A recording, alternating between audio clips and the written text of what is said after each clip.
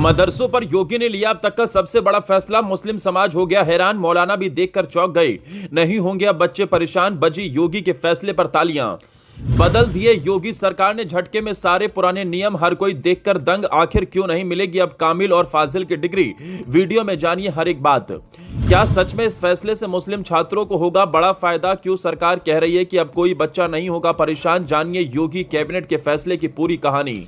मुस्लिमों के दिलों पर फिर से योगी ने कब्जा कर लिया, क्योंकि योगी सरकार ने कैबिनेट बैठक में ऐसा फैसला लिया जिसकी चर्चा पूरे प्रदेश में हो रही है।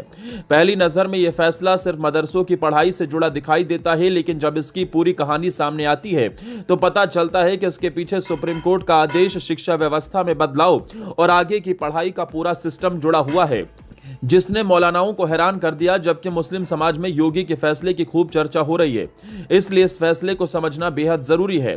आखिर ऐसा क्या बदल गया कि अब मदरसों में कामिल और फाजिल की डिग्री नहीं मिलेगी? क्या इससे छात्रों की पढ़ाई रुक जाएगी या फिर सरकार कोई नई व्यवस्था लेकर आई है? चलिए आपको पूरी बात आसान भाषा में बताते हैं।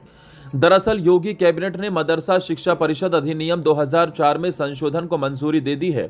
इस संशोधन के बाद अब मदरसा बोर्ड के तहत केवल 12वीं यानी आलिम स्तर तक की शिक्षा ही संचालित होगी। पहले मदरसा बोर्ड कामिल और फाजिल की डिग्री भी देता था, जिन्हें ग्रेजुएशन और पोस्ट ग्रेजुएशन के बराबर माना जाता था। लेकिन सुप्रीम कोर्ट ने नवंबर 2024 में साफ कहा था कि कोई भी ऐसा बोर्ड 12वीं से ऊपर की डिग्री नहीं दे सकता। कोर्ट ने मदरसा बोर्ड की संवैधानिकता बरकरार रखी, लेकिन यह भी स्पष्ट किया कि उच्च शिक्षा की डिग्री देने का अधिकार विश्वविद्यालयों और मान्यता प्राप्त संस्थानों के पास ही रहेगा। अब योगी सरकार ने उसी फैसले के अनुसार कानून में संशोधन कर दिया है। इस फैसले का मतलब ये बिल्कुल नहीं कि मदरसा में पढ़ने वाले बच्चों की पढ़ाई बंद हो जाएगी। सरकार ने साफ किया है कि मदरसा शिक्षा पहले की तरह जारी रहेगी, लेकिन इंटरमीडिएट के बाद यदि कोई छात्र आगे पढ़ना चाहता है तो उसे विश्वविद्यालय या अन्य मान्यता प्राप्त संस्थान में प्रवेश लेना होगा। यानी अब उच्च शिक्षा सामान्य विश्वविद्यालय व्यवस्था के माध्यम से होगी।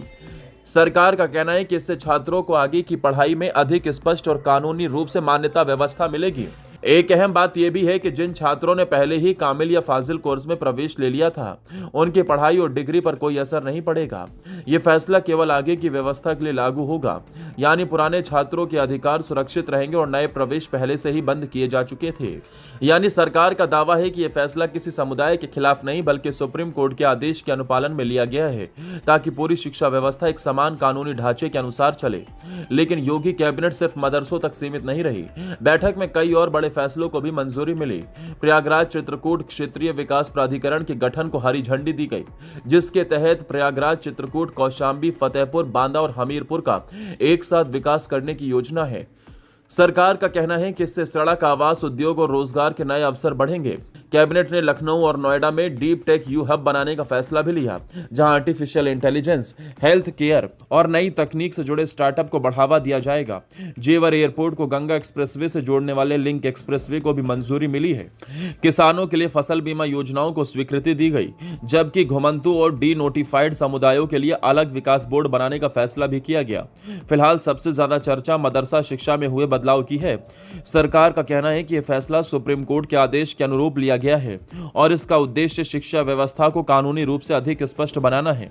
वहीं आने वाले दिनों में यह देखना दिलचस्प होगा कि इस फैसले का असर छात्रों, मदरसा संस्थानों और शिक्षा व्यवस्था पर किस तरह दिखाई देता है।